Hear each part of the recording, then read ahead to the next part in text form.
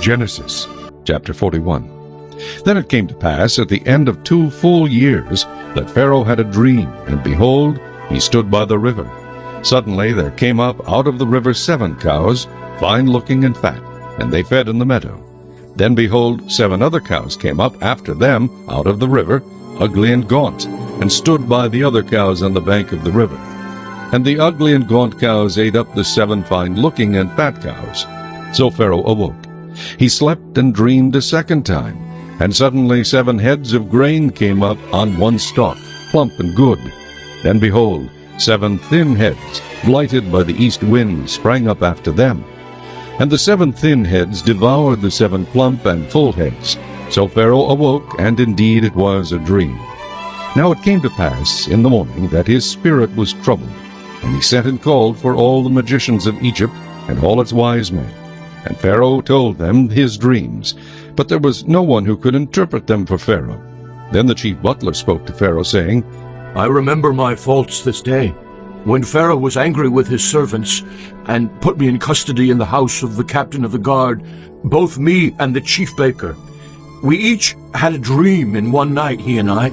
Each of us dreamed according to the interpretation of his own dream. Now, there was a young Hebrew man with us there, a servant of the captain of the guard, and we told him, and he interpreted our dreams for us. To each man he interpreted according to his own dream.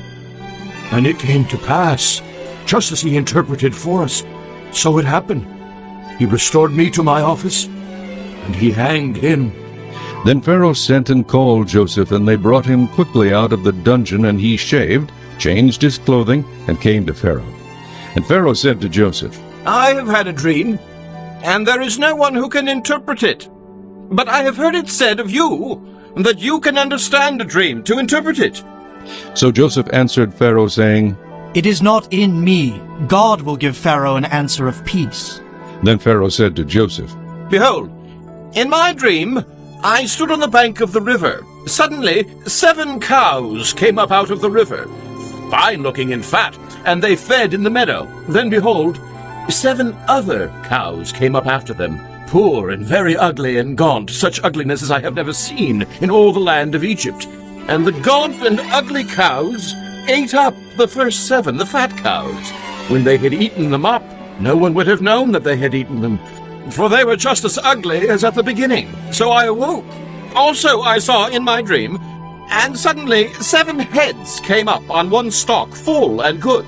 Then behold, 7 heads withered, thin, and blighted by the east wind sprang up after them, and the thin heads devoured the 7 good heads.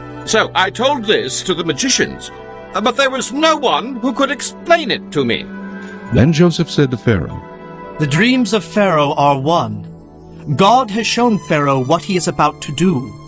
The 7 good cows are 7 years, and the 7 good heads are 7 years. The dreams are one. And the 7 thin and ugly cows which came up after them are 7 years, and the 7 empty heads blighted by the east wind are 7 years of famine. This is the thing which I have spoken to Pharaoh. God has shown Pharaoh what he is about to do. Indeed, 7 years of great plenty will come throughout all the land of Egypt, but after them 7 years of famine will arise, and all the plenty will be forgotten in the land of Egypt, and the famine will deplete the land. So the plenty will not be known in the land because of the famine following, for it will be very severe. And the dream was repeated to Pharaoh twice, because the thing is established by God, and God will shortly bring it to pass. Now, therefore, let Pharaoh select a discerning and wise man, and set him over the land of Egypt. Let Pharaoh do this, and let him appoint officers over the land to collect 1/5 of the produce of the land of Egypt in the 7 plentiful years. And let them gather all the food of those good years that are coming, and store up grain under the authority of Pharaoh, and let them keep food in the cities. Then that food shall be as a reserve for the land for the 7 years of famine which shall be in the land of Egypt, that the land may not perish during the famine.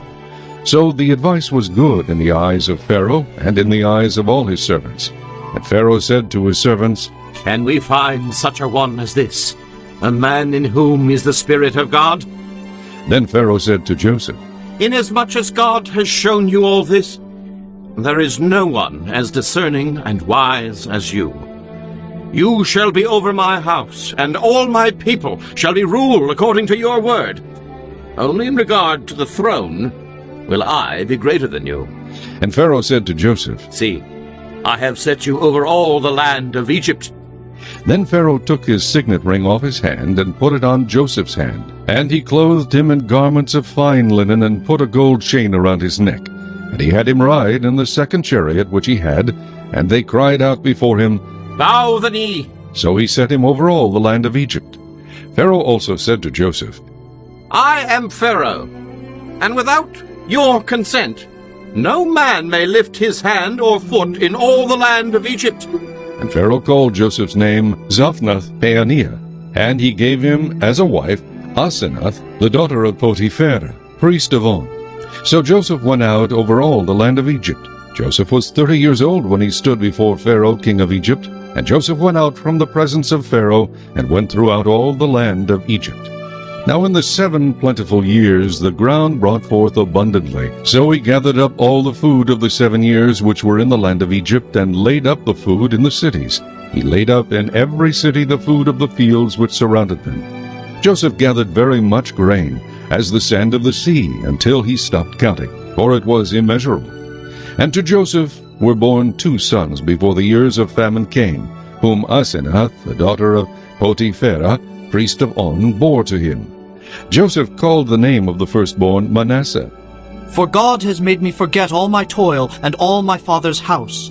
And the name of the second he called Ephraim. For God has caused me to be fruitful in the land of my affliction. Then the 7 years of plenty which were in the land of Egypt ended, and the 7 years of famine began to come, as Joseph had said. The famine was in all lands, but in all the land of Egypt there was bread. So when all the land of Egypt was famished, the people cried to Pharaoh for bread. Then Pharaoh said to all the Egyptians, Go to Joseph. Whatever he says to you, do. The famine was over all the face of the earth, and Joseph opened all the storehouses and sold to the Egyptians. And the famine became severe in the land of Egypt. So all countries came to Joseph in Egypt to buy grain, because the famine was severe in all lands.